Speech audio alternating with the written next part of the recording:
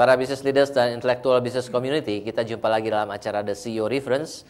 Dan kali ini kita akan membahas satu topik lagi dari Harvard Business Review yang berjudul The Innovators DNA. Dan bersama saya adalah Pak Bambang Yuwono. Beliau adalah founder dari Pesona Edu Software. Dan Pesona Edu Software ini adalah salah satu dari 9 global collaborative partner dari Microsoft. Kita beri tepuk tangan kepada Pak Bambang. Thank you for coming, Pak Bambang. Dan dari artikel ini kita mencoba membahas apa sih yang menjadi DNA-nya dari innovators. Dalam arti kata, apa sih ciri-cirinya seorang businessman adalah seorang innovators, supaya bukan hanya kita mengenali, tetapi juga kita bisa mengcopy, bisa mempelajari. Kalau kita tahu ciri-cirinya seperti itu dan kita mempelajari ciri-cirinya tersebut, tentunya kita juga bisa menjadi innovators. Dan dari artikel ini yang ditulis oleh Jeffrey Dyer, Hal Gregerson, dan Clayton Christensen, 3 orang ini sangat terkenal.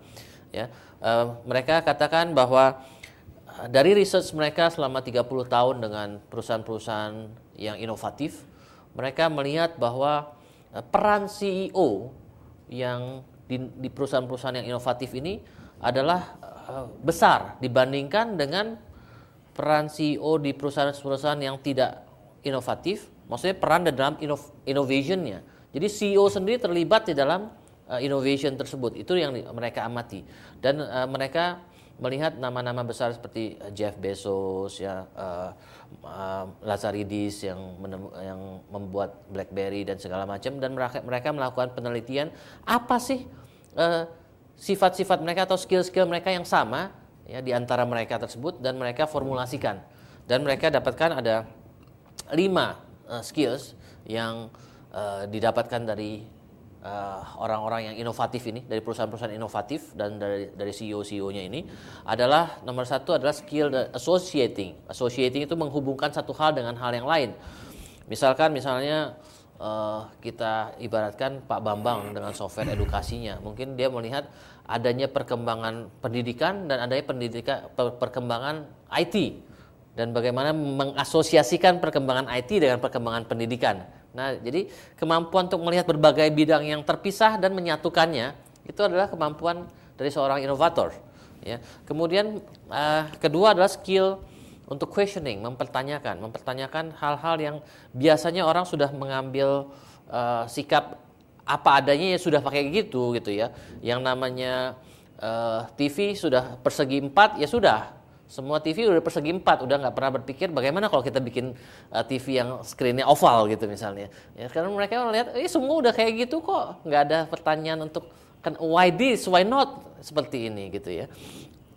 Dan yang ketiga adalah kemampuan untuk observing, melakukan observation. Dari observation itu mereka melihat adanya hal-hal yang tidak terpenuhi, yang diperlukan oleh masyarakat. Ya, misalnya dikatakan penemu software Quicken misalnya, dia melihat istrinya yang businessman juga sibuk melakukan accounting dan pusing melakukan accounting, dan penemu software Quicken ini kemudian membuat software accounting untuk dia lihat bahwa tentunya banyak orang yang punya masalah yang sama seperti istrinya.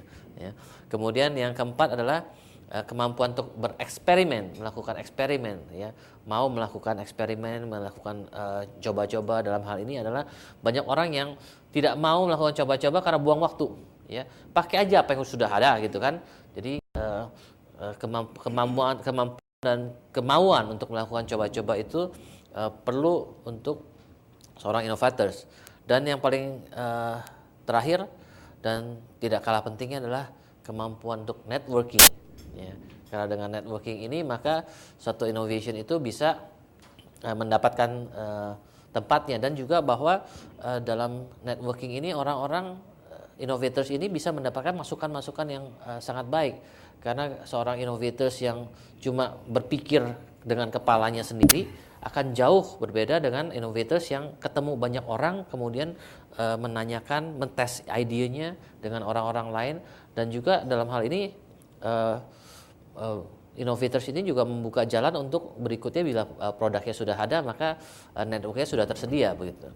Nah inilah yang ringkasan dari artikel yang akan kita bahas hari ini. Dan hari ini kita melihat ada Pak Bambang. Di sini ada beberapa figures ya. Seperti kita lihat ada figures dari Michael Dell. Kita lihat Michael Dell dibuatkan petanya, kemampuan associatingnya, kemampuan questioningnya dipetakan. Ya, Michael Dell yang membuat Dell Computer. Ya, kemudian ada Michael Lazaridis yang membuat BlackBerry. Ada siapa tuh? Yang membuat eBay. Ya. Kemudian juga ada yang membuat Quicken software. Itu kelima kemampuan ini diuji oleh para penulis ini, para peneliti ini dan diberikan skornya dibandingkan dengan non-innovators. Ya, dan kita lihat wah tiap orang punya profil yang beda-beda. Pak Bambang belum ada di sini Pak Bambang profilnya. Oke, Pak Bambang termasuk salah satu yang dibuat profilnya pasti di atas dari ini ya.